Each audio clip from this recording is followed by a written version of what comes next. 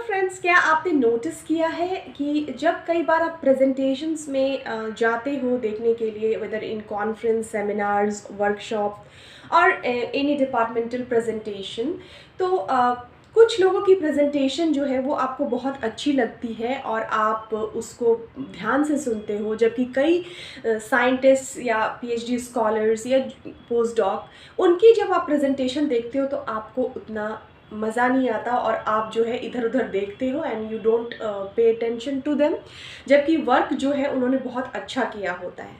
Hello friends, welcome back to your channel bio exam and research support by Archana, and in today's video I am going to discuss with you very interesting facts about academic presentations. So as a researcher, whether a PhD scholar, postdoc or students of MTech or BTech, हम सबको scientific presentation देना होता है in conferences, department और even PhD viva, MTech viva and all that. तो उसके लिए क्या है कि आज मैं कुछ इफ़ेक्टिव टिप्स आपके लिए लेके आई हूँ कि कैसे आप अपने प्रेजेंटेशन को बहुत ही इफ़ेक्टिव बना सकते हो। तो कुछ छोटी छोटी बातें हैं जिसका आपको ध्यान रखना है और इससे जो भी ऑडियंस में बैठा है वो आपको ज़रूर सुनना चाहेगा। पॉइंट नंबर 1 है कि जो भी आपका टॉपिक है, वेदर आपने जो रिसर्च किया है उसको आप प्रेजेंट कर रहे हो या आप किसी और का वर्क प्रेजेंट कर रहे हो थ्रू लिटरेचर रिव्यू, सबसे पहले तो उस टॉपिक का एक आप माइंड मैप बनाओ और उसके बारे में हर एक इन्फॉर्मेशन आपको पता होनी चाहिए। उसके लिए थोड़ा सा एफर्ट आपको डालना होगा, बट आपको सब कुछ अगर पता हो जाए इस टॉपिक के बारे में तो you will definitely feel confident about that topic. तो ये बेसिक और फंडामेंटल पॉइंट है। जो सेकेंड पॉइंट है, जब आप स्लाइड्स बनाते हो तो कई बार ना लोग बहुत स्लाइड बना लेते हैं या फिर एक स्लाइड पे बहुत इन्फॉर्मेशन डाल देते हैं, तो आपको ऐसा बिल्कुल भी नहीं करना है। You have to keep your slides very very neat and the number of slides should also be very less.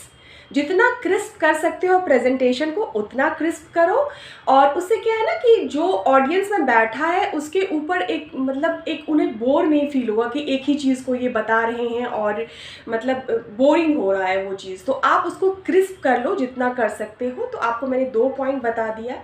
तीसरा पॉइंट जो है ना, वो बहुत कई बार आपने देखा होगा कि लोग जब प्रेजेंट करते हैं वर्क, या तो वो डरे होते हैं या सैड होते हैं या उनके अंदर वो मोटिवेशन नहीं होता है। तो ये बहुत ज़रूरी है कि जो भी आपका काम है ना उसके लिए आप मोटिवेटेड फील करो। आफ्टर ऑल आपने इतना काम किया है, इतना रिसर्च किया है, अब आप प्रेजेंट कर रहे हो तो you should be very very confident and motivated about your work. अगर आपको अपने वर्क में कॉन्फिडेंस नहीं है, आपको अपने वर्क में से मोटिवेशन नहीं मिल रही है, तो सामने वाले को कैसे हो सकती है बताओ। एक और बहुत इम्पॉर्टेंट पॉइंट है कि जब हम, बहुत सारे लोगों को स्टेज फियर होता है और जब उन्हें पब्लिक स्पीकिंग के लिए बोला जाता है तो दे हेजिटेट, और उन्हें लगता है कि जो ऑडियंस में बैठे हुए लोग हैं उन्हें वो पता नहीं जज करेंगे, और इस तरह के जो थॉट्स माइंड में आते रहते हैं। तो उसके लिए एक बहुत अच्छी मैं आपको बात बता रही हूँ, ये है कि जितने भी लोग ऑडियंस में बैठे हुए हैं, आइदर वो आपके वेल विशर हैं या फिर आपका उनसे नॉट सो गुड रिलेशन है, या वो स्ट्रेंजर्स हैं, ईच वन ऑफ देम, उनमें से जितने भी लोग हैं ना वो चाह रहे हैं कि आप बहुत अच्छी प्रेजेंटेशन दो, क्योंकि कहीं ना कहीं सबके माइंड में एक फियर होता है, स्टेज फियर होता है, अपने पब्लिक स्पीकिंग का फियर होता है। तो किसी का ज़्यादा होता है तो किसी का कम होता है, लेकिन प्रैक्टिस से हम उसको ठीक कर सकते हैं। बट सब लोग चाहते हैं कि आप अच्छा प्रेजेंटेशन दो, तो आप जो है ना उसका बर्डन मत लो कि लोग क्या सोच रहे हैं। लोग जो सोच रहे हैं वो सोच रहे हैं, आप अपने काम को लेके कॉन्फिडेंट हो, आप अपने काम को लेके मोटिवेटेड फील कर रहे हो, और आपको अपने काम की मार्केटिंग करनी है। जो भी आपने वर्क किया है वो करो। और एक और पॉइंट जो मैं आपके साथ शेयर करना चाहती हूँ वो है कि बिगिन स्लो। कई बार क्या होता है ना कि लोग एकदम से शुरू हो जाते हैं, लेकिन आप कुछ सेकेंड्स, 10 सेकेंड, 6 सेकेंड का टाइम दो लोगों को सेट होने के लिए कि आप प्रेजेंट कर रहे हो।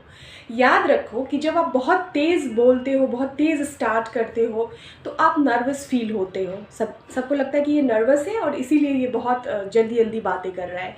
तो आपको जो है एक हुक लाइक क्वेश्चन और एक डेटा से आपको स्टार्ट करना है और उसके बाद उसको एक्सप्लेन करते जाना है। आप इंट्रोडक्शन आइदर स्टार्ट में दे सकते हो या आफ्टर योर हुक क्वेश्चन और डेटा आप दे सकते हो। सो इस तरह से आप जो है अगर प्रेजेंटेशन की तैयारी करोगे तो आप डेफिनेटली एक अच्छा प्रेजेंटेशन दोगे। और एक इम्पॉर्टेंट पॉइंट और है, वो ये है कि जितने भी क्वेश्चंस आपके स्लाइड से बन सकते हैं उसकी आप एक लिस्ट बना लो। 50, 60 और 100 जितने भी क्वेश्चंस बन सकते हैं टोटल स्लाइड से, वो एक क्वेश्चन बना लो आप लिस्ट। इसके लिए you can use AI tools also, you can ask through ChatGPT और एनी अदर AI टूल, और आपको लिस्ट ऑफ क्वेश्चंस मिल जाएंगे। And after getting those list of questions आपको करना क्या है कि you have to answer those questions. उन क्वेश्चंस को जो है वो आप आंसर करो खुद से in your own language. And अगर जब आप ये सारे क्वेश्चंस प्रिपेयर कर लोगे तो डेफिनेटली आप confident. For more such tips, follow BioExam and Research Support by Archana. Thank you so much.